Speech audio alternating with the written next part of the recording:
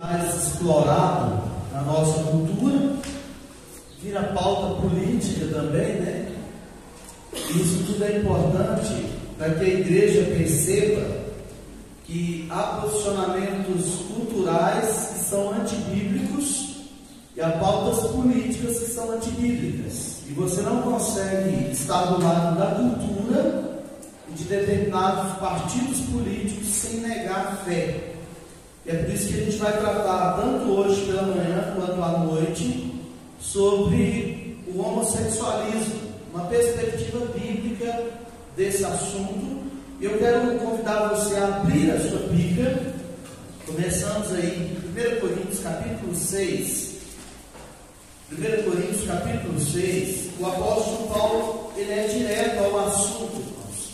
Há coisas que a gente não precisa ficar floreando. A gente precisa ir direto no assunto que tem que ser dito, seja dito. Se custa alguma coisa, preço, se vai ter alguma consequência, que seja dito. É assim, é a palavra de Deus que seja dito de uma maneira clara, direta. 1 Coríntios capítulo 6, verso 9, diz assim: ou não sabeis que os injustos não herdarão o reino de Deus? Então, o apóstolo Paulo, ele classifica os pecados que vai ser mencionado aqui, irmãos, como atos de injustiça. Os injustos não herdarão o reino de Deus. Não vai para o céu, irmãos. É literalmente, passará uma eternidade no inferno os que tais coisas praticam.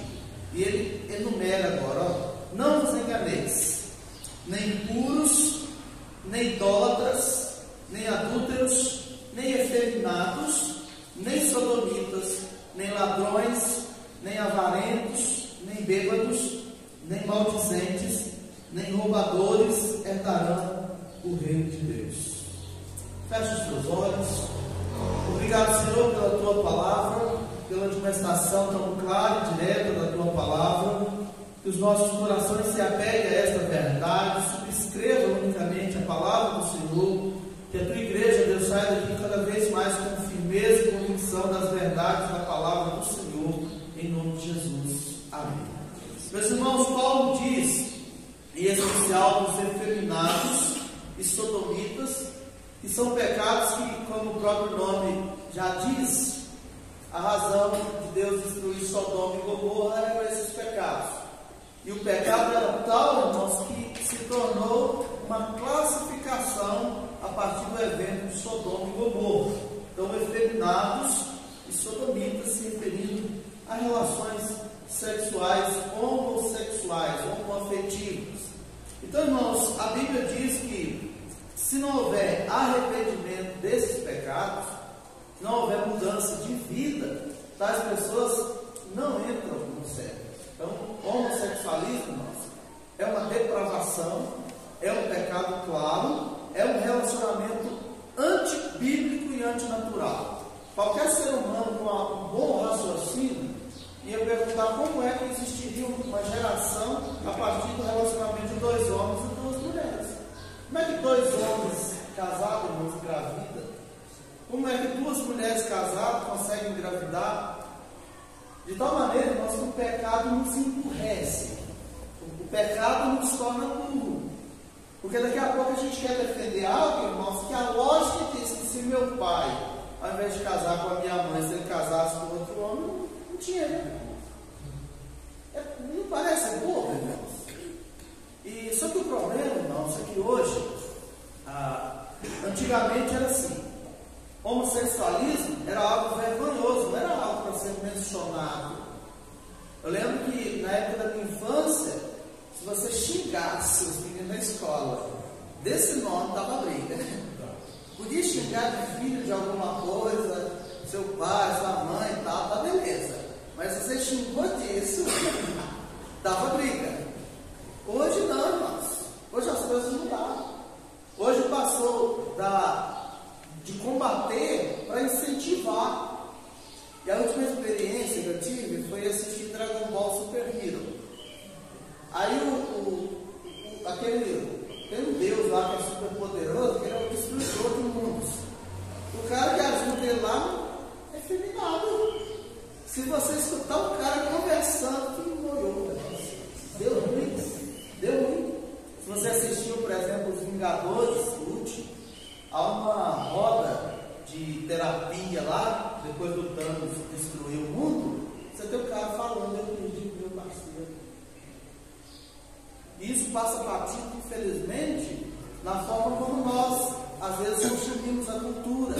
Que você tem que assistir com os olhos abertos. Vai assistir hoje o futebol, a campanha é assim, todo mundo pode ser. Você assiste, ouve o Lulu Santos, é toda forma de amor. Então hoje é proibido ser homem, tem curso de ser menos homem. Mas você tem que ser gay, assuma logo, até no Jornal Nacional você assume que é gay. Você sai do armário. Hoje é um incentivo para os jogadores saírem do armário e isso está sendo bombardeado cada vez mais na mentalidade da família.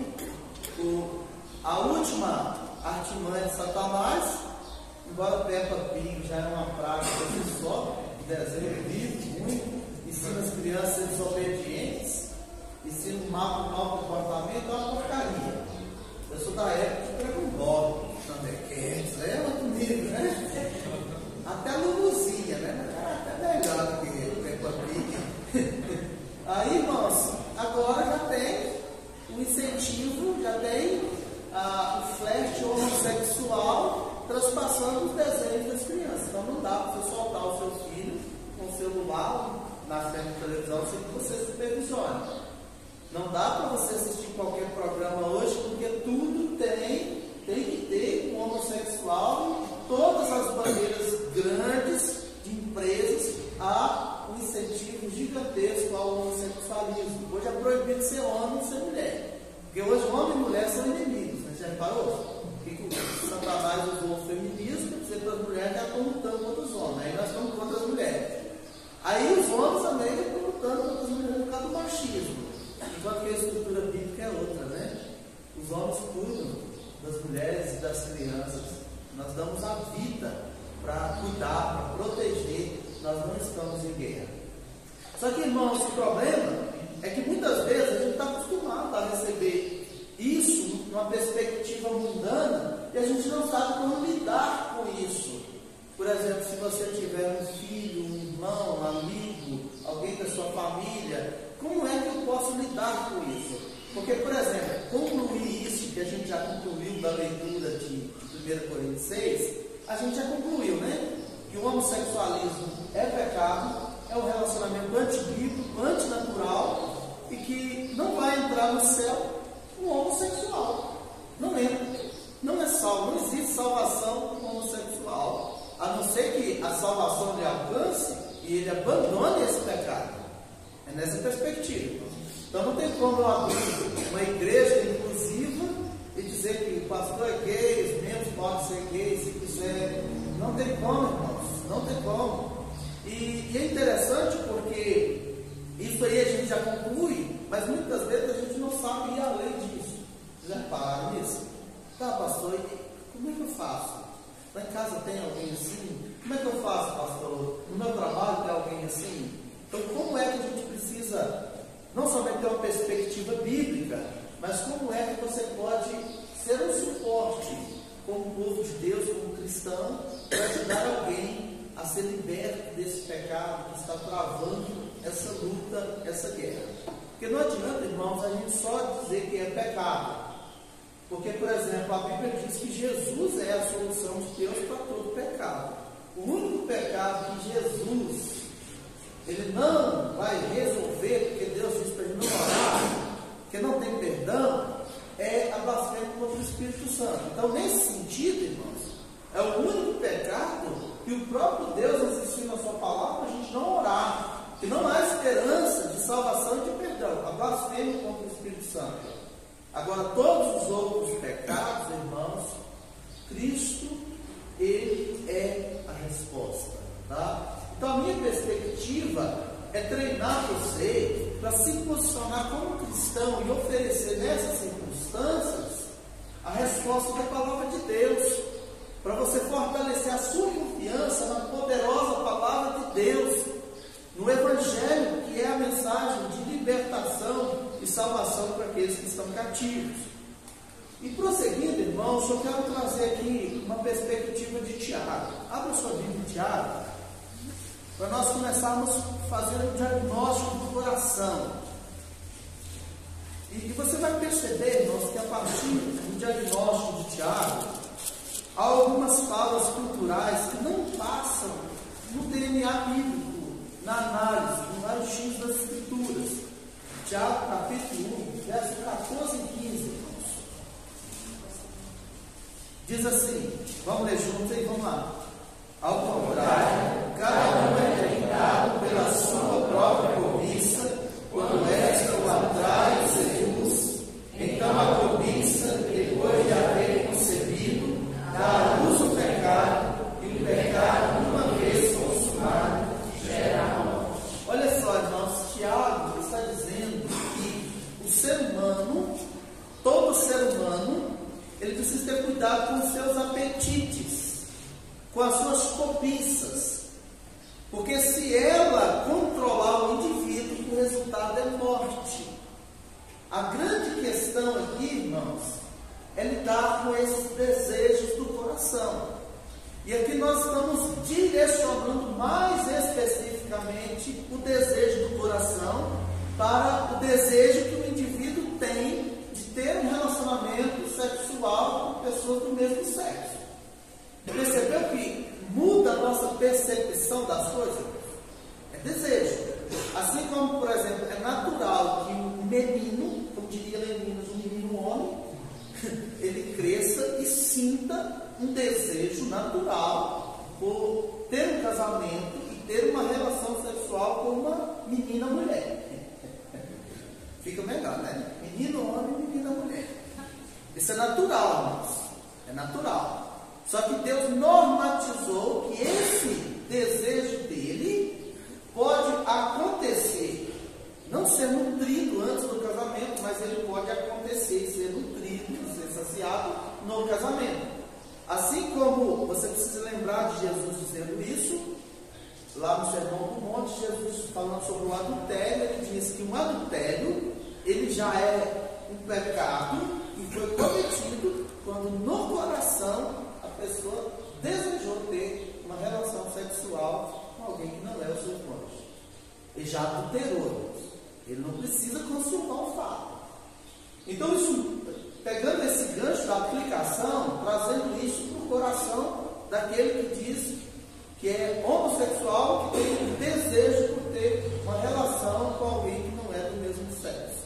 Tá? Então perceba que no fundo, a Bíblia está tratando dos desejos pecaminosos, desejos antibíblicos, desejos que estão totalmente na contramão das Escrituras.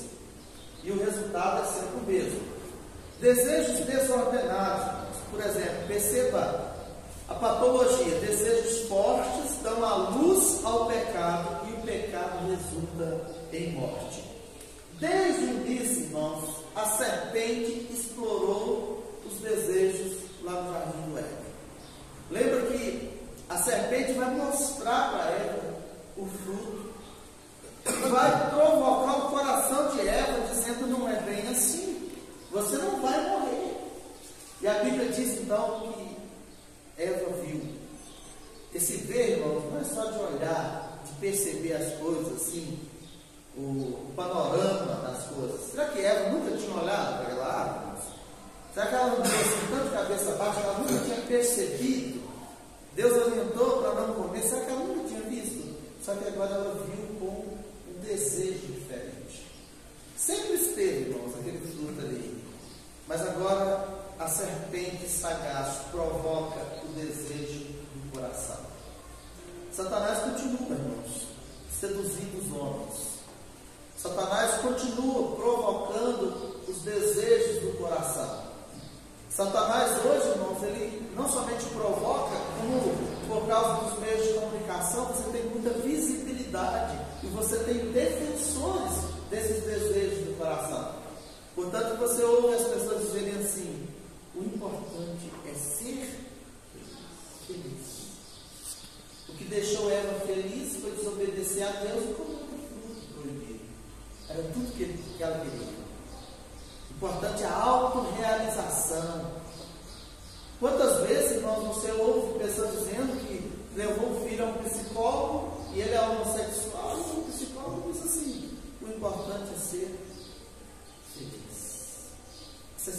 feliz assim? Se sente realizado? Se você conversar com pessoas que são homossexuais, eles vão trabalhar esse aspecto da realização. Eu não me sinto feliz assim. Eu não me sinto assim. Eu sinto que eu sou de outro jeito. Mas eu sinto que eu sou um super saiyajin. Olha, não, pastor. Não, mas eu estou sentindo. Eu me sinto assim. Essa é a minha verdade.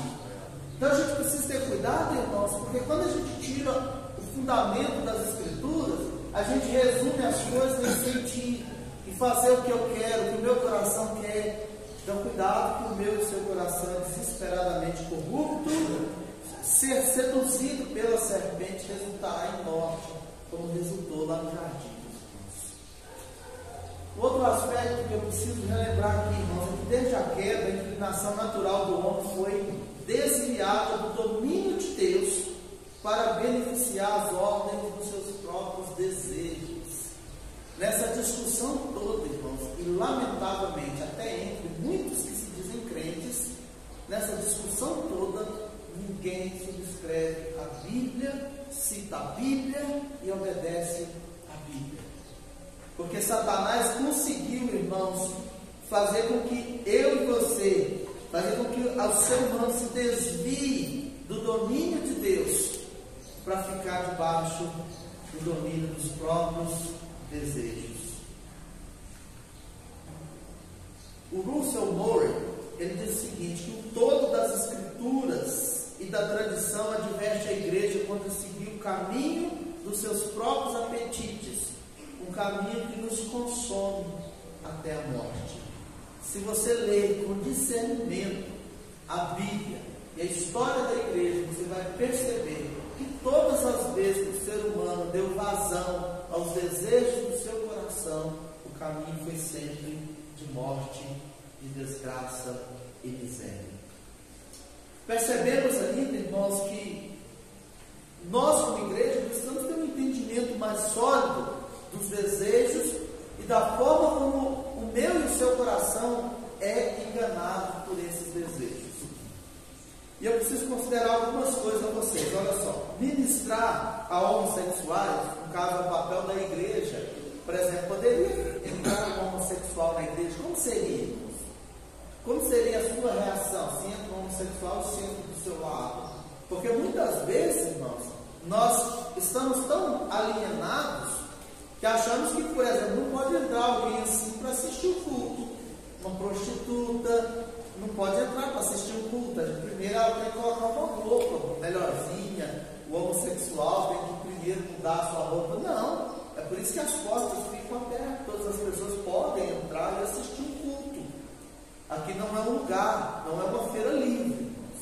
Cada um se comporta do jeito que quiser. Aqui tem um princípio, aqui tem normas de comportamentos, mas muitas vezes, irmãos, nós como igreja não estamos preparados para receber. Muitas vezes nós queremos olhar torto, muitas vezes nós queremos olhar, ter uma atitude em relação a tais pessoas se eles viessem dentro da igreja. Porque parece que a igreja não tem responsabilidade nenhuma, mas nós temos. É pregar o evangelho a toda criatura.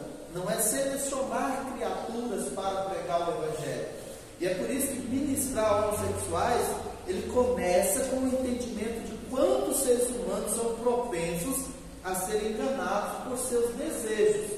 Eu quero que você abra sua Bíblia em Efésios 2:3, para você perceber no texto bíblico o quanto que esses enganos eles estão muito presentes e fortes no coração do ser humano.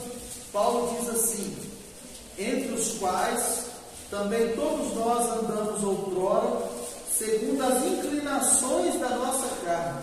Todos nós andávamos segundo as inclinações da nossa carne. Então, quando se fala de pecado, meus irmãos, não é porque hoje estamos na igreja que nós deixamos de lutar contra os pecados. Não é porque nós estamos na igreja que nós deixamos de ter inclinações carnais. Essa luta, irmãos, ela é constante. Paulo diz que outrora nós fazíamos a vontade da carne e dos pensamentos, e éramos por natureza filhos da ira, como também os demais. Lembra daquela classificação, né? Do mendigo dizer para o outro mendigo onde há pão. É assim, irmãos. Quando nós olhamos para alguém escravo do pecado do homossexualismo, nós não olhamos no sentido de dizer que eu sou melhor ou eu nunca cometeria tal pecado, porque o amanhã só Deus conhece. Eu não sei o que é amanhã na minha vida. A Bíblia só diz que quem está de pé, veja que não caia. Então eu olho com compaixão e misericórdia. Eu não olho para o homossexual no sentido de dizer o importante é você ser feliz. Se você se define assim, nasceu homem, você se define, está sentindo no coração que você não é homem, então se defina de outro jeito. Não é a postura bíblica, não é. O homossexual, ele conclui erroneamente que a sua identidade é definida por seus desejos. Então, o grande problema e o mais profundo do problema é essa identidade definida por desejo. A nossa geração hoje tem um problema sério, porque a gente gosta do sensorial, a gente gosta do que é entretenimento, do que gera emoção, é por isso que você tem igrejas de emocionalismo, o povo está cheio, lá está lotado. Eu quero sentir alguma coisa no culto. Se eu não sentir, não teve um culto. Se eu não sentir, Deus não está. Então a nossa geração dos sentimentos. É por isso que ser reformado nessa geração Nutella, irmãos, é gritante. Porque as pessoas estão acostumadas a sentir, quer sentir. Se eu sentir, eu vou na igreja. Se eu sentir, eu oro. Se eu sentir, eu leio a Bíblia. Se eu sentir, aí ao invés de ser homem, eu me torno mulher, entre aspas, né? Porque eu estou sentindo. É a geração dos sentimentos, dos desejos. Música boa é a música que eu sinto alguma coisa. E até o estilo musical, irmãos, estão criando homens efeminados. E parece que tudo tem que sentir, é os homens do sentir. Nós odiamos, por exemplo, a palavra guerra. Porque na guerra você vai sentir o quê? Ai, muito difícil. Gera muito traumas. Você pode olhar, irmãos, que a nossa geração enfraquecida usa muito isso. Estou traumatizada, traumatizado. Meu pai não me deu isso. Meu pai me negou um picolé. Não pode dizer não para os meninos. Não pode usar vara, não pode bater. É a geração, irmãos, Nutella. Agora, pense só, os problemas estão aumentando, a geração dos sentimentos. Eu louvo a Deus, irmãos, porque eu usei muito sandália, havaiana, o cinto, vara. Graças a Deus, eu estou numa bênção. Eu não tenho trauma nenhum, só gratidão. Meu pai e minha mãe poderiam ter dado mais umas 2 a mais, que eu mereci. Graças a Deus. Isso não gerou trauma, irmãos, não gerou traumas. Hoje, nós estamos criando os meninos, irmãos, efeminados. Infelizmente, os meninos fracos. Na minha época, irmãos, xingavam um ao outro, mas partiam para porrada na escola. Ninguém tem problema nenhum, irmãos. Brigava, xingava, depois voltava todo mundo junto. Não tinha problema nenhum, irmãos. Então, nós precisamos mudar essa cabeça fraca, essa cabeça ruim. Não é porque alguém xinga você, te menospreza. Não, irmãos. Isso não te define. Então não se defina pelos seus sentimentos. A Bíblia não define, seja um homossexual ou qualquer pessoa com base nos sentimentos. Conselheiros bíblicos, como eu e você, que é cristão, você sempre precisa aconselhar alguém biblicamente. Sendo sábio, você usará a profunda teologia do Evangelho para ajudar os homossexuais. Ajudá-los a encontrar a verdadeira identidade em Cristo e a vencer os desejos que o consomem. Isso é muito importante, irmãos. Porque se é esse o caminho que a gente precisa fazer, nós precisamos entender biblicamente como é que a Bíblia conduz eu e você para evangelizar, por exemplo, o homossexual. Como é que o homossexual encontra a verdadeira mudança? Por isso que o texto de 1 Coríntios 6, ele é muito importante. Eu vou pedir você para voltar lá, porque normalmente, irmãos, a gente olha para essa situação do homossexualismo como terra arrasada. Você já viu as pessoas pensando assim? É como se fosse um pecado que não tem solução.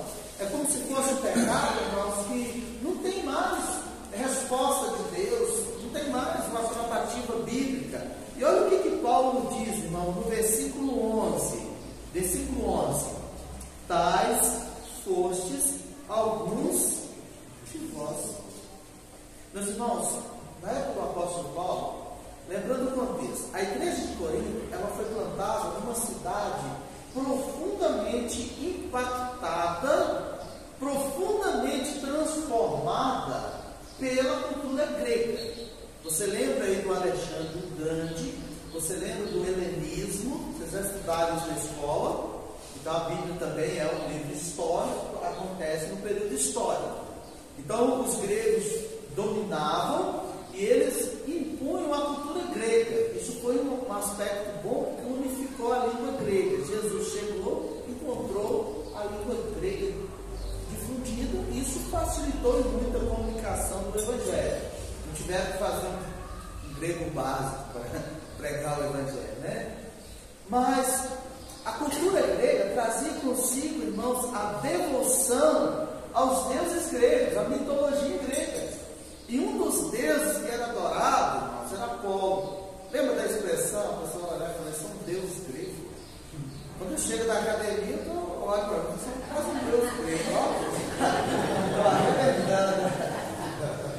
Aí, irmãos, a partir disso aí, a turma começou a admirar muito as estruturas físicas de Apolo. Ah, que músculo, hein? Que bração, hein? Que pernão, hein? Resultado, viraram gay. Como ficar achando homem bonito? Sai fora. Ficar achando músculos de homem bonito? Sai fora, irmão. Sai fora. Como diria a turma, você se lava, Pino. Então havia, irmãos, no meio da cultura, o homossexualismo.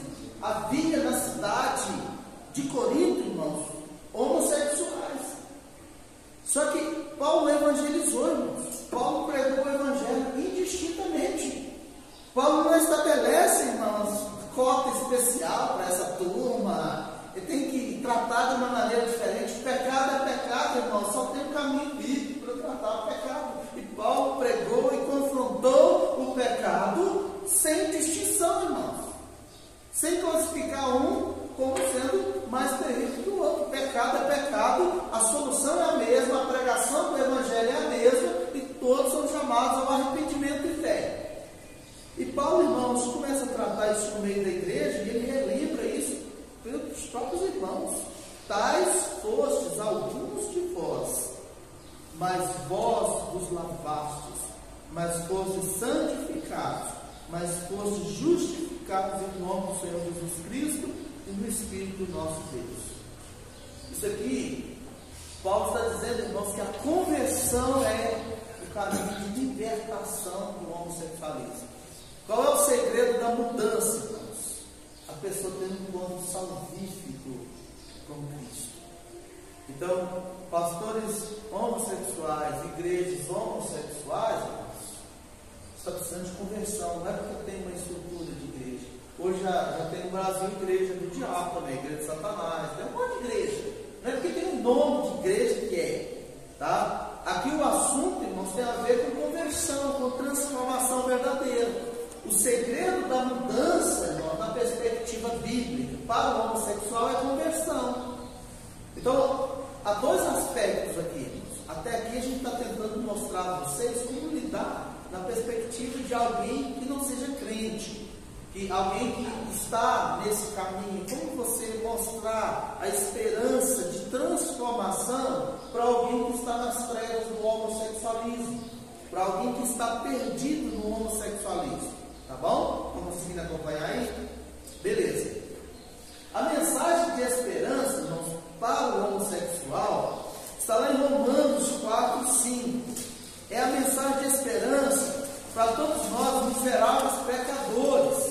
Veja só, diz assim, Romanos capítulo 4, verso 5, diz assim: mas ao que não trabalha, porém crê naquele que justifica o ímpio, essa expressão, se você quiser marcar, Deus justifica o ímpio, a sua fé lhe é atribuída como justiça. Qual é a esperança nossa? Qual é a esperança dos homossexuais e de qualquer pessoa que vive em trevas? Deus justifica o ímpio. Então Deus alcançou eu e você, não é porque você é bonitinho, tá perfeitinho, cheirosinho. Todos nós somos pecadores. Lembra que a Bíblia diz que todos pecaram e carecem da graça, da misericórdia de Deus. Todos, tá bom? Então, irmãos, Deus justifica o ímpio pelo puro poder da sua graça. Por exemplo, como é que o homossexual é salvo, irmãos? Segundo Efésios 2, 8 e 9. Pela graça sois salvos mediante a fé. Isso não vem de vós, é dom de Deus, não de obra, para que ninguém se glorie. Então você não tem que ser alguma coisa antes de ter um encontro salvífico com Deus, com Jesus. Não, meus irmãos. A esperança é que a mesma graça que alcança eu e você, alcança o homossexual. E é essa graça que nós proclamamos, meus irmãos. Não se esqueça, proclamar essa graça significa expor o primeiro pecado. Lembra que a gente começou primeiro falando, não entra no céu efeminados, sodomitas e tantos outros que a Bíblia classifica. Lembra que a gente começou dizendo desejos enganadores, desejos pecaminosos, que o salário do pecado é não somente a morte, mas a condenação eterna. Então você só consegue ajudar alguém se primeiro você desconstruir o seu mundo fictício. A salvação ela só faz sentido se o ser humano se vê em desgraça, miséria e perdido. É por isso que o primeiro ponto de você evangelizar é você desconstruir a falsa esperança, o comodismo, o conforto que a pessoa se encontra para continuar cometendo pecado e torpezas, impiedade. Então você precisa mostrar à pessoa que ela está sob o fogo do inferno. Se Deus tirar a sua graça, já vai cair de uma vez. Agora, se Deus usar de graça, Ele tira de lá. Então só faz sentido a salvação, irmão, se você mostrar, por exemplo, para o homossexual que o seu comportamento, os seus desejos, as suas escolhas são comportamentos, escolhas e desejos pecaminosos, tá? Antes de tratar qualquer outro assunto na vida do homossexual, primeiro você precisa ajudá-lo a renunciar a seu direito de ser controlado por seus apetites. E é aqui que entra algo, irmãos, que nós não gostamos de fazer. Porque a ajuda bíblica significa você confrontar a pessoa. A ajuda bíblica significa você falar para a pessoa que aquilo é pecado. A ajuda bíblica é como o profeta fez com Davi. Lembra? Você é seu pecado. Você pecou. Você adulterou. Então você não tem como ajudar qualquer pessoa que está vivendo uma vida em trevas, a não ser que você confronte ela. Quando você confronta, você vai mostrar a ela que não é uma mera opção. Porque de vez em quando, irmãos, as pessoas subscrevem, ainda que sendo cristãs, a norma, aquela velha pregação do feminismo. O corpo é meu, faço o que eu quiser. E o que manda? Os crentes dizem assim, a vida é minha, eu que mando. Então, de vez em quando, as pessoas usam essa norma, que vem como herança do feminismo, para dizer isso para Deus, para justificar pecados que são pecados. Pecado, irmão, precisa ser denunciado, confrontado, confessado e abandonado. Pecado mata, irmãos, seja dentro ou fora da igreja. Então, dizer a verdade é dizer aquilo que as pessoas estão afim. Eu não quero fake news, eu quero a verdade. Não é assim na eleição? Então começa a falar da corrupção, começa a falar dos roubos. Ah não, mas essa aí não é a minha verdade. A minha verdade ela tem uma outra versão. Então as pessoas estão interessadas na verdade, mas para enganar os tolos. Estão interessados na verdade, mas não na verdade que expõe a minha corrupção, a minha desgraça e miséria. Eu estou interessado na verdade que me beneficia. Então por isso que você tem, irmãos, na política em especial, a turma quer a verdade. Então vamos falar, fala da corrupção, dos casos comprovados, para onde foi, explica. É só explicar, saiu o dinheiro, para onde foi? Então você precisa amar mais Deus do que as pessoas, porque senão você não diz verdade. Se você não amar Deus mais do que as pessoas, você não vai confrontá-las com os seus pecados, que elas conduzirão para o inferno. Se você não amar mais Deus do que as pessoas, você vai ficar com medo de magoar pessoas. Tem gente que é assim, irmãos, infelizmente, não diz a verdade porque eu posso ferir. Posso ferir os meus filhos, a minha família, os meus amigos. E as pessoas vivem, irmãos, ferindo o próprio Deus, com suas mentiras, com seus pecados. E se você não amar a Deus acima de todas as coisas, você não vai ter coragem de dizer a verdade. A verdade custa muito caro. O homossexual precisa se arrepender e submeter o seu comportamento e desejos homossexuais ao domínio de Jesus Cristo. Embora esse seja um pecado específico, a gente poderia estender para quantos outros desejos dos nossos corações não estão submetidos ao senhorio de Cristo, tá? Infelizmente são muitos. Eu e você, como bons conselheiros bíblicos, precisamos tomar cuidado para não ignorar a necessidade que o aconselhado tem de salvação. Então, ao tratar esse pecado, a primeira coisa que eu preciso considerar é que ele precisa de salvação. É por isso que as pessoas tentam, irmãos, de vez em quando, ajustar os estilos de vida. Estilos de vida que estão na contramão do ensino bíblico, que estão em rebeldia contra Deus. Precisa de conversão, irmãos. Uma pessoa que vive como não crente, em impiedade, em trevas, precisa de conversão. Não é convertido, irmão. Esse é um ensino bíblico claro. Nós não tratamos pecados, irmão, tentando adestrar as pessoas a um comportamento bonitinho. Não é assim, irmão. Não existe uma cura na psicologia para o homossexualismo. Lá existe um incentivo para continuar sendo homossexual e fazendo aquilo que Deus abomina, incentivando, irmãos, um comportamento de rebelião contra Deus e a sua palavra. O John Street, irmãos, ele é um dos conselheiros reconhecidos mundialmente. Ele diz o seguinte: nesse contexto, após aconselhar e tratar muitos casos de homossexualismo, ele conclui o seguinte: muitos cristãos bem intencionados tropeçam aqui, tentando oferecer ajuda bíblica a homossexuais incapazes de responder espiritualmente no nível do coração.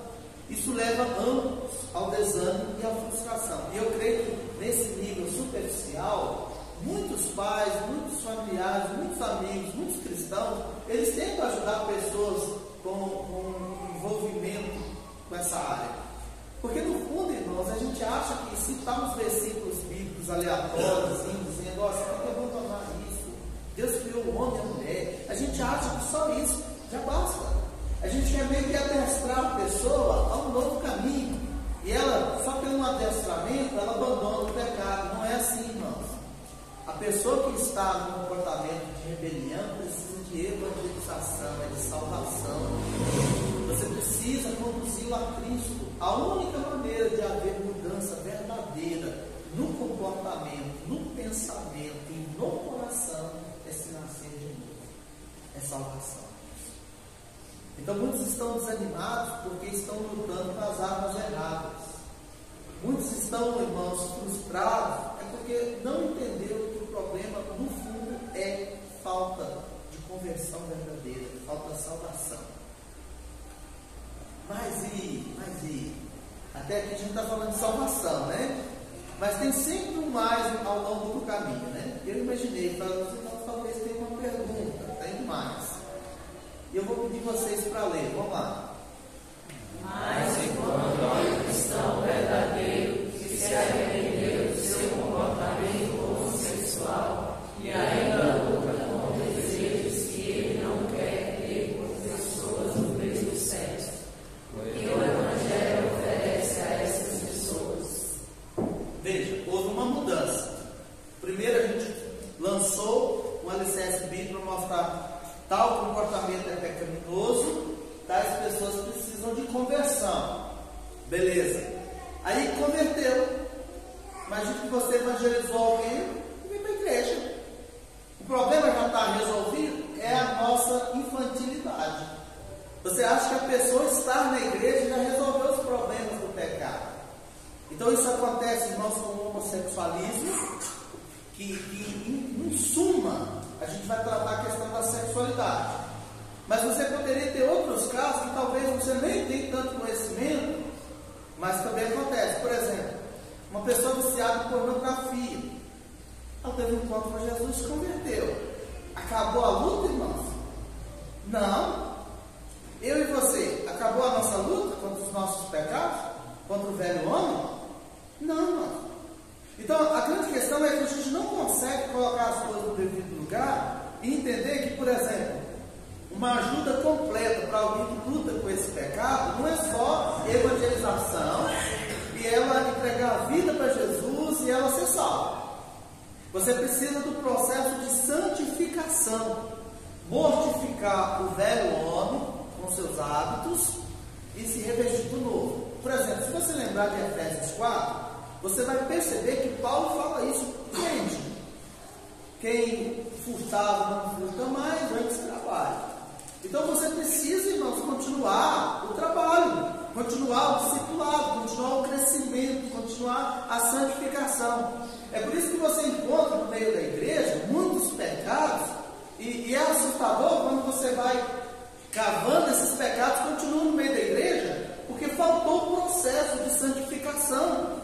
Não é porque você crê em Jesus que você não tem pecado.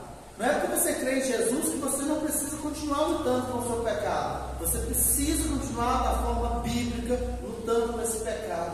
Porque, irmãos, como diria Lutero, quando eu entrei nas águas do batismo, achei que tinha afogado o velho homem, mas o miserável sabia nadar. Percebe, meus irmãos? Então, eu e você precisamos continuar a guerra, a luta. A luta, irmãos, contra esse velho homem para nos santificar. Florzinha de Jesus não dá, não. É para guerra. É para guerra. Não é para receber um adulto, não, irmãos. É para você tomar a armadura de Deus e saber lutar a guerra na santificação. Eu quero então, irmãos, apresentar a vocês um pouco a esperança do Evangelho para alguém que teve um encontro com Jesus, mas ele ainda luta com desejos homossexuais. Isso acontece, irmãos. Já tem muitos casos e situações que acontecem de pais dizendo: acho que os meus filhos têm essas inclinações, como é que eu ajudo os meus filhos? Como é que eu posso conduzi-los para o caminho bíblico? E eu quero mostrar então, irmãos, a esperança do Evangelho. É possível um cristão ser homossexual? É a pergunta que hoje muitos fazem, e hoje você já tem igrejas e pastores e pastoras também, né?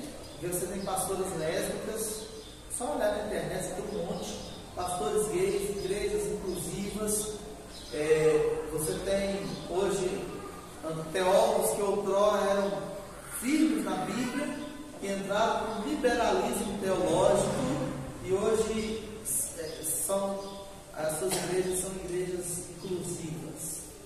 Então a gente precisa entender, irmãos, a nossa posição bíblica quanto a isso, tá bom? Porque senão o liberalismo teológico invade a igreja. Será que essa questão da orientação sexual é um conceito válido? Porque a pessoa diz: não, essa é a minha orientação, e ela se define a partir da sua orientação, né? A atração por pessoas do mesmo sexo é resultado de uma criação de filhos defeituosos? Será que, por exemplo, o pai que não foi presente na vida do seu filho, será que isso é motivo para que ele vire um homossexual?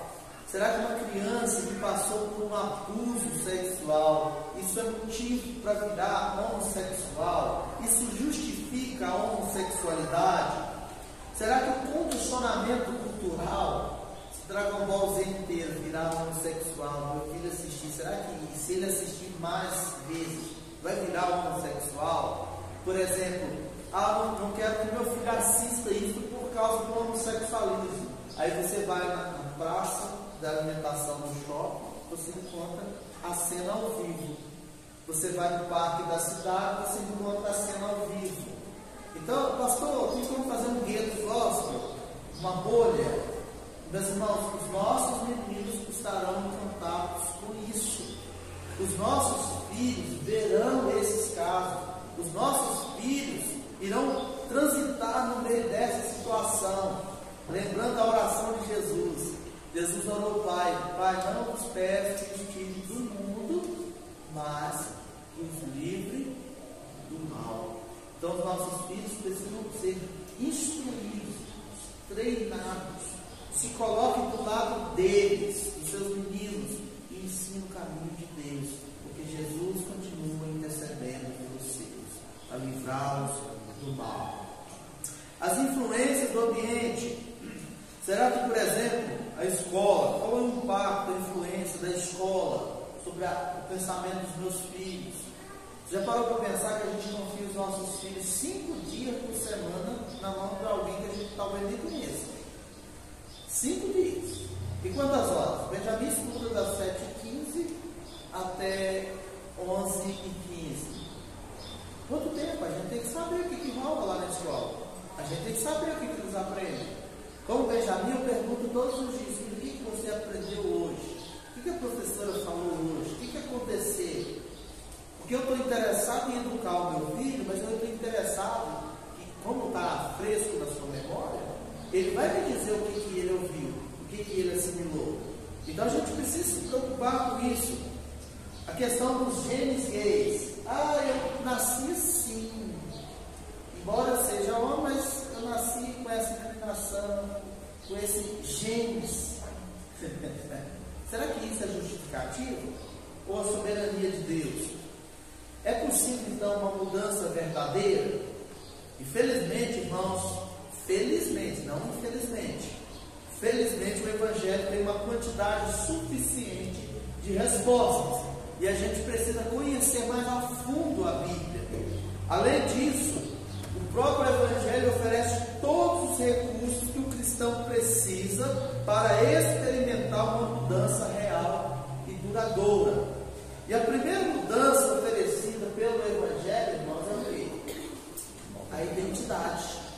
A nova identidade. Por exemplo, eu não me defino pelos meus sentimentos, pelos meus desejos, mas a minha definição é a partir da união com Cristo Jesus. Eu quero que você abra sua Bíblia, Colossenses capítulo 3, para você perceber o apóstolo Paulo falando da união com Cristo. A nossa identidade é definida, meus irmãos, pela nossa união com Cristo.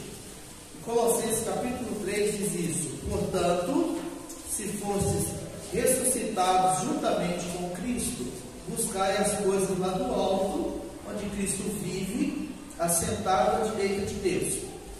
Pensai nas coisas lá do alto, não nas que são aqui da terra, porque morrestes, e a vossa vida está oculta juntamente com Cristo em Deus. Quando Cristo, que é a nossa vida, se manifestar, então vós também sereis manifestados com Ele em glória. Fazei, pois, morrer a vossa natureza terrena, prostituição, impureza, paixão lasciva, desejo maligno e a avareza, que é idolatria. Por essas coisas é que vem a ira de Deus sobre os filhos da desobediência. Ora, nessas mesmas coisas andastes vós também noutro tempo, quando vivies nelas. Agora, porém, despojai-vos igualmente de tudo isto: ira, indignação, maldade, maledicência, linguagem obscena do vosso falar. Não mintais uns aos outros, uma vez que vos despistes do velho homem com seus feitos, e vos revestistes do novo homem, que se refaz para o pleno conhecimento segundo a imagem daquele que o criou, no qual não pode haver grego nem judeu, circuncisão nem incircuncisão, bárbaro, cita, escravo, livre, porém Cristo é tudo em todos. Então, meus irmãos, essa é a nossa esperança. A nossa identidade está definida a partir da nossa união com Cristo e a nossa missão e o nosso caminho de santificação. O Paul Tripp, irmãos, diz o seguinte: sempre vivemos com base em algum senso de identidade. Constantemente você diz a si mesmo quem é. A identidade que você atribui a si mesmo tem muito a ver com o modo como você responde às dificuldades da vida. É por isso, irmãos, que, tendo dito isso, algumas coisas são importantes. Primeiro, que quando a pessoa vai, você não. Quando a pessoa vai no psicólogo, ele volta com o quê, irmãos? Com o rótulo. O rótulo é definir a pessoa. Por exemplo, eu posso definir o Éder. Imagina que o Éder, eu sou psicólogo, o Éder foi lá e falou algumas coisas, eu falei, Éder, você é depressivo. Eu dei uma definição de identidade para o Éder. Ele sai dali, pastor, fui no psicólogo, eu sou depressivo. Percebe? Não é eu estou, não, eu sou. A gente confunde o ser pelo ter. E a gente, então, começa a se definir. Aí eu defino outra pessoa, você é bipolar. Bipolar. Aí só não é bipolar para passar no concurso, gastar o dinheiro. Ninguém fica doido para gastar. Joga dinheiro para... Ninguém. Tem um monte de problema, não tem. Aí a pessoa agora diz, eu sou. Percebe o problema de você definir alguém por um sentimento? Percebe o problema mais a fundo quando a gente não pensa biblicamente? A pessoa está te definindo não pela sua identidade com Cristo.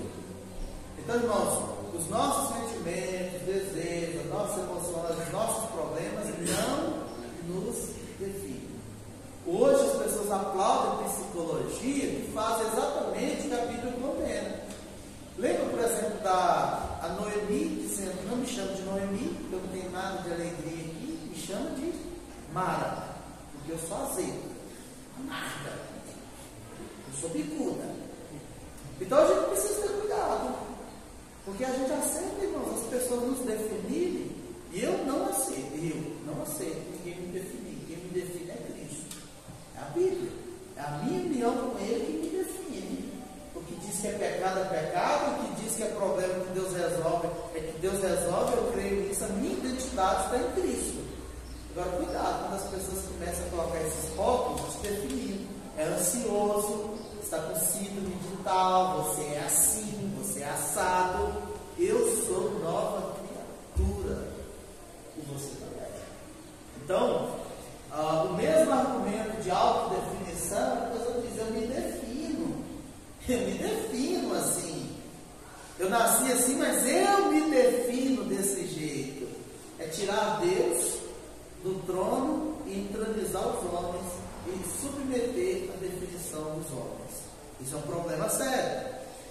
Então a identidade cristã é definida somente pela sua união com Cristo. Estar em Cristo é ser visto por Deus como uma pessoa completamente nova. Olha que interessante, irmão. A Bíblia diz que hoje vocês nascemos de novo, somos nova criatura, recebemos um novo Pai. Antes de ser crente, o pai era Satanás, era o diabo, o pai de todo mentiroso, de todo que está perdido em trevas, ele está sob trevas. Satanás o mantém em algemas de trevas. O pai daquele que não é convertido, irmãos, é Satanás. Aí a Bíblia diz que nós temos um novo pai, uma nova vida, um novo nome, um novo destino. Você sai agora do caminho do inferno, da perdição, para o caminho estreito. Lembra do caminho estreito? A porta é estreita, para começar, para entrar é difícil, e para continuar também é difícil. E você tem um novo destino, sai do inferno para o céu. Então essas mudanças, irmãos, são maravilhosas para a gente relembrar a nossa identidade, a nossa missão, o nosso propósito. Uma das bênçãos que Deus dá a seus filhos é a realidade de que Cristo assume todas as nossas dívidas e graciosamente nos concede as suas riquezas. É aqui que encontra o cristão a sua esperança, na obra de Cristo, naquilo que Cristo fez, irmãos, de uma maneira única, suficiente e eterna. Muitos que lutam com o desejo homossexual temem secretamente que seu pecado os coloque além do alcance do perdão de Deus. Relembre que o perdão de Deus é imensurável. Então, o único pecado, irmãos, que Deus não ensina a orar por ele, não tem perdão, é blasfêmia contra o Espírito Santo. Os outros pecados, irmãos, todos estão passíveis da graça, da misericórdia de Deus. A Bíblia diz que eu e você somos amados intensamente por Deus como filho, e mesmo que o seu pai não tenha te amado, a Bíblia diz que o nosso Pai Celeste nos ama e jamais nos rejeita. Você precisa conhecer a riqueza do Evangelho para compreender a profundidade do perdão de Deus e para que você também seja capacitado para andar livre, como cristão, regenerado, debaixo da graça. As pessoas, irmãos, que às vezes sendo religiosas, eles andam debaixo do legalismo, do moralismo, andam debaixo, irmãos, de um fardo, como os fariseus, que Jesus disse lá em Mateus 23, que colocavam um fardo sobre as costas dos outros, mas não anda livre, não anda sem aquele fardo pesado, e levando o fardo de Cristo. Então, quando você conhece as verdades do Evangelho, elas são libertadoras. A identidade do cristão. Comunicar com clareza a identidade do cristão em Cristo e os benefícios que resultam dela é essencial para ajudar as pessoas que lutam com desejos pecaminosos para o homossexualismo. Lembrando, irmãos, que a própria Igreja Presbiteriana do Brasil se posicionou na última reunião do concílio, do Supremo Concílio, de que pecado, irmãos, não é só o ato homossexual, não é a relação física entre dois homens e duas mulheres. Pecado também é o desejo homossexual, tá? Lembrando que isso está muito claro lá no Sermão do Monte. Se no coração já desejou, já teve um plano no coração, já arquitetou, já planejou, isso é pecado, tá? Então, lembrando desse posicionamento da nossa igreja, que tanto o desejo homossexual como o ato homossexual é pecado biblicamente, tá? O Evangelho, meus irmãos, ele não somente nos apresenta os benefícios, mas o Evangelho também, ele traz as exigências. Quem nasceu de novo deve viver como nova criatura. Não dá para dizer que sou crente e eu vivo como um mundo, como um mundano, como um ímpio. O Evangelho exige que eu e você vivamos como nova criatura. Por favor, abra sua Bíblia em Tito.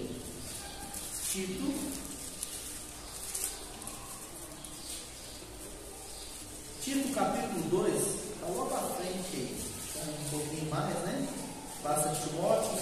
1 Timóteo, 2 Timóteo, depois Tito, capítulo 2, versículo 12, diz assim: exigências do Evangelho, olha só, educando-nos para que, renegadas a impiedade e as paixões mundanas, vivamos no presente século sensata, justa e piedosamente. Então, como é que o cristão deve viver? Renegando as paixões mundanas e vivendo no presente uma vida justa, sensata, piedosa. É assim que o crente anda. Então, é de estranhar biblicamente você ter que corrigir comportamentos mundanos para frente. Você tem que falar, olha, esse determinado local não é para você comportar, não é para você ir lá, não dá para você, não te comporta lá como crente. Você tem que ficar corrigindo as pessoas nos seus comportamentos diários, só mostra que a gente não conhece a exigência do Evangelho para a vida cristã. Tem muitas pessoas que acham que vão entrar nos portais celestes andando no caminho largo, irmãos. Não é assim. O outro texto que eu quero ler com os irmãos está lá em Gálatas. Volte aí, só para vocês perceberem que Paulo, ele apresenta claramente a exigência do Evangelho, E os caminhos são opostos, são gritantes. Você pode olhar para a minha vida e reconhecer se eu sou um pastor crente, piedoso. Eu olho para os membros da igreja e eu reconheço se são crentes ou piedosos. Porque os caminhos são gritantes, irmãos. Não tem comunhão da luz com as trevas. Não tem comunhão do trono de Deus com o trono de Satanás. Não tem comunhão do ímpio com o incrédulo. Não tem meio termo, não tem jeitinho brasileiro. Ou você está nas trevas ou na luz. E Paulo diz isso. Gálatas 5, verso 16. Digo, porém, andai no Espírito, ou seja, guiado, cheio do Espírito Santo. Andai no Espírito e jamais satisfareis a concupiscência da carne. Lembra dos desejos? Então, como é que a gente ajuda, encoraja, como é que a gente admoesta o coração de alguém que for já cristão, vai falar, pastor, eu estou lutando com esse desejo homossexual. Há um desejo, há uma atração no meu coração por pessoas do mesmo sexo. Como é que eu luto? Paulo diz, ande no Espírito, seja crente, ore, que a palavra de Deus inunde o seu coração, a sua mente, o Espírito Santo enche o seu coração e você jamais vai satisfazer a concupiscência da sua carne. Você jamais vai ceder lugar à tentação. Por que o crente cai, irmãos? Porque ele cedeu desejo, cedeu espaço aos desejos, da concupiscência da carne. E o texto continua, porque a carne milita contra o Espírito Santo, e o Espírito Santo contra a carne, porque são opostos entre si. Não há paz, irmãos, não há comunhão, não há flerte, para que não façais o que porventura seja do vosso querer. Lembrando que Paulo fala que o que ele queria fazer não fazia, mas que não queria fazer. O bem, a gente difícil para fazer, mas o mal, nós estamos sempre prontos, tá? Sempre prontos para flertar com o pecado, sempre prontos para aprovar o que Deus desaprova. Aí o verso 18, mas se sois guiados pelo Espírito, não estáis sob a lei. Ora, as obras da carne são conhecidas e são prostituição, impureza, lascívia, idolatria, feitiçarias, inimizades, porfias, ciúmes, iras, discórdias, dissensões, facções, invejas, bebedices, glutonarias e coisas semelhantes a estas, a respeito das quais eu vos declaro, como já outrora vos preveni, que não herdarão o reino de Deus, não entram no céu os que tais coisas praticam. A ideia de praticar, irmão, não é escorregar e cometer esse pecado, é deliberadamente, é projetar. Tem pessoas que, mesmo sendo religioso, essas obras da carne faz parte da agenda, da programação, da forma como se organiza a vida e o tempo em torno de alimentar a própria carne. Aí Paulo diz assim, mas o fruto do Espírito é amor, alegria, paz, longanimidade, benignidade, bondade, fidelidade, mansidão, domínio próprio. Contra essas coisas não há lei. Veja, irmãos, é de fato um caminho desafiador, o caminho do despojar do comportamento pecaminoso, do desejo homossexual. E vai ajudar, irmãos, a rever algumas coisas. Por exemplo, se a pessoa luta com esse pecado, ele precisa romper o laço de certas amizades. E às vezes você tem muitos crentes assim, muitos religiosos assim, que os amigos são pessoas ímpias. Onde é que o ímpio vai te arrastar? Para ser cheio do Espírito ou para nutrir a sua carne? Nutrir a carne. Então, como cristão, a gente precisa pensar também nos nossos caminhos. Porque muitas vezes a gente está alimentando a carne, irmãos, por causa de amizade, de más companhias, que a Bíblia mostra claramente que vai nos arrastar para o abismo. A gente, por exemplo, pode ajudar alguém que luta com o homossexualismo, estabelecendo um filtro para a internet, ao invés de ficar mexendo na internet de qualquer maneira, fuçando qualquer coisa. Você acha o que você quiser, irmãos. Ainda tem, a internet tem a Deep Web, que é tipo uma facção, né? Na internet. Você encontra o que tem de pior nessa Deep Web. Então, irmãos, se a gente quer ajudar alguém atividades, sem prestação de contas, não. É colocar limites, é estabelecer disciplinas. E isso, irmãos, não é algo que a nossa cultura tem muito costume, né? Por exemplo, evitar certas pessoas, certos lugares, problemas do passado. Tem gente que vive muito só no passado, é só remoendo o passado. Se você já nasceu de novo, o passado foi perdoado, e a Bíblia diz que Deus em Cristo cancelou o espírito de dívida, agora é nova criatura, viva como nova criatura. A gente precisa também identificar os maneirismos. Muitas vezes as meninas se tornando masculinizadas, os homens se tornando efeminados. A gente precisa trabalhar isso, né, para ajudar alguém a ser liberto, irmãos, dessa inclinação homossexual. A gente precisa, meus irmãos, como cristão, entender e revestir-se de um comportamento consistente com o ensino bíblico sobre o que significa ser um homem piedoso que exibe o caráter de Cristo. Deixa eu falar sobre isso aqui, irmãos. É por isso que a nossa igreja, ela teve, graças a Deus por isso, um posicionamento firme, bíblico e conservador sobre pregação masculina na igreja. Quando eu estou conduzindo o culto, irmãos, eu estou formando também, influenciando o caráter da minha igreja. Se você tiver no púlpito uma mulher pregando, as pessoas que estão ali sendo influenciadas por um caráter feminino. O problema não é isso na vida das mulheres, porque uma mulher ser feminina, irmãos, é lindo. Uma mulher conversar, se importar, vestir-se como uma mulher, é lindo, irmãos. Mulher bonita é mulher feminina. Hoje já tem umas mulheres que fazem academia, é igual ao homem. Alguém postou, fez um meme, achei muito engraçado. A mulher é mais forte que o homem. Aí agora eu entendi por que vai e não esconde a mulher. Olha o braço da mulher. Misericórdia. Se cortar o cabelo já confunde. Se cortar mais curtinho já fica complicado. Porque os braços, irmão, as pernas é igual ao homem. É horrível. Não tem nada antifeminino quanto uma mulher cheia de músculo que parece um homem. É horroroso. Misericórdia. Misericórdia. Mulher tem que ser bonita. Mulher, Deus fez para ser feminina, para ter estrutura feminina, corpo feminino.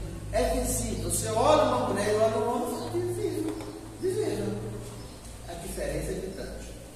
Então, irmãos, só que os homens, quando começam a ouvir, e sempre foi isso, irmãos, na cultura pagã também. Você acha que os homens que tinham lá as sacerdotisas, na época de Paulo, lá em Corinto, eram mulheres? Eles tudo se inclinavam, irmãos, às orgias lá das prostitutas titulares, das sacerdotisas, mas também davam vazão ao homossexualismo. Lembrando, irmãos, que quando nós estamos no púlpito, nós estamos sempre apontando para alguém, o perfeito homem, o perfeito varão, Jesus Cristo. É por isso, irmãos, que estar à frente de uma igreja no púlpito não é lugar para amador, não. E como diria o pessoal nos livros de comédia, né? Não entra sem a ajuda do profissional, né?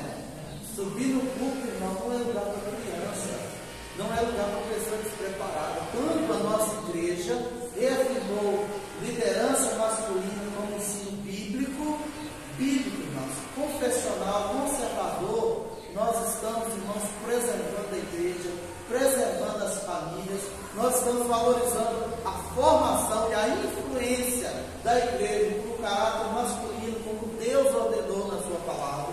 Você não tem um versículo nas escrituras sobre pastora, sobre mulher assumir essa parte da vocação. Eu não estou falando, irmãos, do trabalho das irmãs, da vocação, do ensino, de ajudar em outras áreas. Eu estou falando de vocação ministerial, irmãos. Eu estou falando de vocação de Deus para pregar o Evangelho. E nós reafirmamos, irmãos, a seriedade que temos com o público. Você vem da sua casa, você traz a sua família, os seus filhos, e alguém que vai subir no público, você sabe que é alguém que realmente Deus chamou, alguém que leva a sério a pregação do Evangelho, alguém que leva a sério o preparo, que estuda, alguém que se dedica, e você não vai numa igreja que o público é uma passarela para turista, não. A igreja presbiteriana leva a sério a pregação do Evangelho, o instruir, o edificar o povo de Deus, as famílias. E isso, irmão, se tornou um pouco mais nos nossos dias, porque hoje tudo gira militância, irmão. Tudo gira militância. Até o Estadão ele anunciou a reunião do Supremo Conselho. E nós estudamos com os homens aqui da igreja, por exemplo, esse posicionamento da pregação masculina. Eu já tinha estudado aqui com os homens da igreja e falei, irmãos, um dia isso vai ecoar mais forte e vocês terão que afirmar a nossa posição confessional, bíblica, na igreja. E não demorou muito, né? Os homens que estavam aqui lembram disso, a gente estudou sobre isso, o posicionamento antigo. Posicionar, irmãos, contra esses pecados, a nossa igreja é uma igreja muito firme. Então, quando a gente está fazendo isso, nós estamos formando um caráter piedoso a partir de pessoas piedosas. Nós estamos dizendo que levamos a sério o cuidado, o pastoreio, o ensino da igreja. Levamos a sério, irmãos, porque nós estamos formando nos nossos filhos, nas crianças, jovens e adolescentes, o caráter bíblico, o caráter de pessoas piedosas, comprometidas com Deus, com o Evangelho. Nós precisamos também, irmãos, relembrar a disciplina diária de leitura, meditação nas Escrituras, de ler bons livros cristãos para nos ajudar a manter a caminhada no centro da vontade de Deus.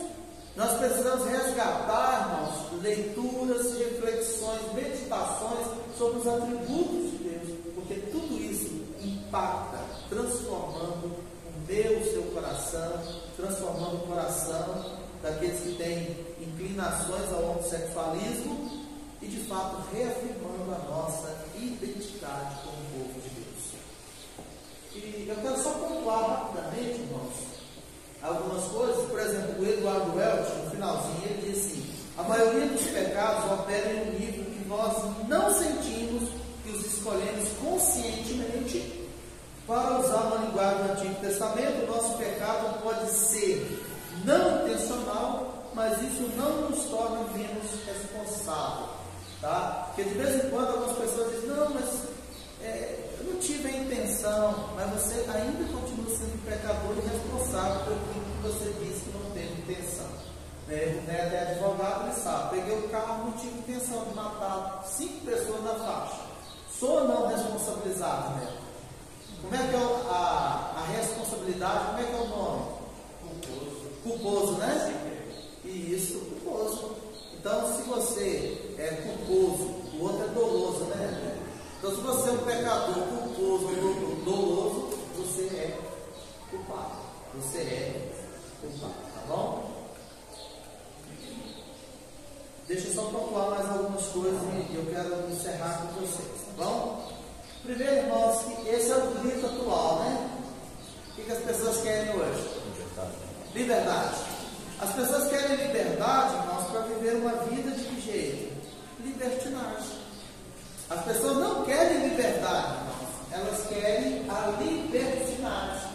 Elas querem que as pessoas dizem assim: faça tudo que o seu coração quiser.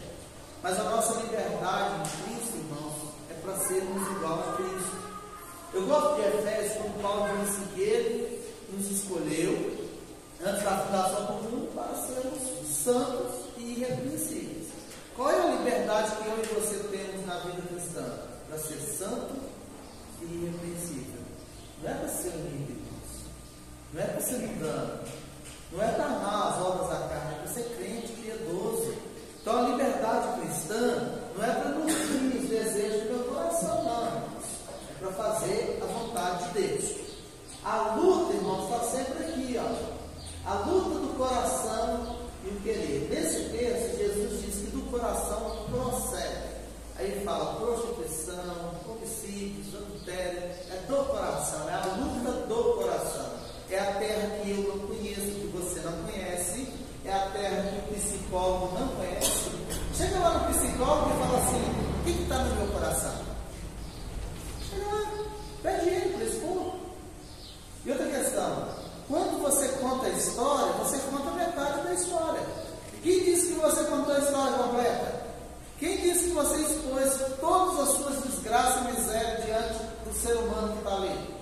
diante do psicólogo. Quantas coisas eu não distorço da história que eu conto? É igual o pessoal que fica fazendo mesmo do Palmeiras, né? A rainha viu de tudo. Viveu 1 milhão de anos, só não viu o Mundial do Palmeiras. E os palmeirenses nós temos Mundial. Então qual é a parte da história que a gente fica? Percebe? É assim também com os nossos pecados. A gente não conta todo. A gente fala para Deus meio assim, Deus, aquele pecado, você sabe, né?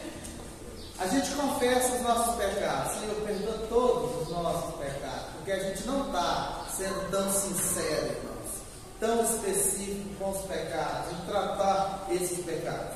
Então, irmãos, o nosso Deus é o único que conhece o meu e o seu coração. E o salmista diz, né? Ainda a palavra me chegou aos lábios do Senhor, todas elas. O Senhor sonda o meu coração, vê se é em mim algum caminho mau. Jesus diz aqui, que há caminho mau no coração, que procede desse coração muitos pecados.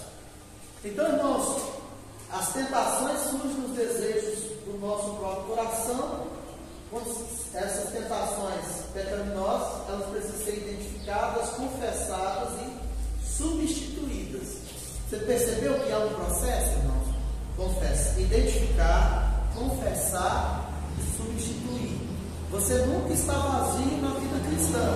Você mortifica o velho homem. Você tem que tirar a roupa do velho homem, a roupa suja, despir, mas você não sai por aí desnudo. Você não sai por aí sem nada. Você tem que colocar uma nova roupa.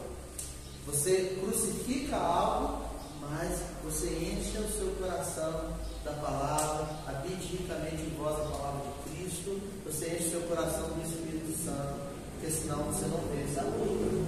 E você precisa, como cristão, aprender que isso aqui não é só para o homossexual, na dinâmica da sua santificação, de alguém que se converteu e luta com esses desejos homossexuais, mas para mim e para você. Por exemplo, a adoração, ela é fruto natural do arrependimento. Quando eu e você nos arrependemos dos nossos pecados, a gente se volta para Deus em adoração, em sinceridade, com desejo para Deus. Por exemplo, a Bíblia diz que eu e você precisamos amar a Deus de todo coração, força e entendimento, mas especial o coração, o afeto. Os seus desejos precisam ser voltados para Deus. Você precisa aprender a deleitar-se em Deus. O ímpio não tem prazer em Deus, irmãos. Não tem prazer na palavra de Deus, na comunhão, no exercício espiritual. O Salmo 1 diz que o ímpio não permanecerá na congregação dos justos. Se você convidar o ímpio para ir na igreja, ele sofre um culto. Ele não se deleita, ele não se alegra no culto, ele sofre. É um tormento, irmãos. É uma luta. Ele não tem prazer nisso. Prosseguindo, irmãos, o apóstolo Paulo, ele escreve um pouco sobre mudança, né? Processos de mudança não é fácil. Porque mesmo você sendo crente e tendo que lutar com tais pecados, de vez em quando você perde a batalha. Mas é aí que a gente precisa se colocar como povo de Deus, animar, se colocar em pé. Vamos continuar a luta. É por isso que você precisa vir à igreja, para ser nutrido, sacudido, alimentado pela palavra, adorar a Deus junto com os irmãos. Irmãos, essa atmosfera aqui é sobrenatural, irmão. Aqui a gente já sente, já saboreia um pouquinho do céu. É céu da terra, irmãos, o nosso culto. É Deus falando conosco, a gente ouvindo Deus, é comunhão com os irmãos e cantando. Imagine como vai ser lá no novo céu, na nova terra. Estivemos todo mundo junto adorando a Deus. E a gente precisa animar uns aos outros. A gente caiu, volta para Deus em arrependimento e fé. E vamos prosseguir. O apóstolo Paulo diz que o Deus que começou a boa obra, ele há de completar, e que é Deus quem realiza essa obra. Tanto querer quanto realizar vem de Deus. Tá? Então a gente precisa depender de Deus. Nenhum cristão ele precisa viver como um réptil escravizado por desejos fatais. O Evangelho provê tudo o que ele precisa para mudar, de forma radical e permanente. Em Cristo ele tem uma nova identidade, perdão completo, o inalterável amor do Pai, o poder do Espírito Santo, a comunhão da igreja e o poder da verdadeira adoração. encerro, irmãos, lendo com vocês aí uma frase do Jeremiah, que foi um pastor puritano. E a piedade puritana, irmãos, ela é para nós um exemplo e uma humilhação. Nós não tivemos na história da igreja um período de piedade tão profunda, de zelo pela pureza e santidade da vida, da família e da igreja, como no período dos puritanos. Talvez seja Deus nos encorajando em tempos sombrios, dizendo que, mesmo em tempos difíceis, é possível ser homens e mulheres de Deus lutando com o pecado. E olha só como o Jeremiah, ele apresenta a nossa luta. Vamos ler junto? Vamos lá. Da mesma forma,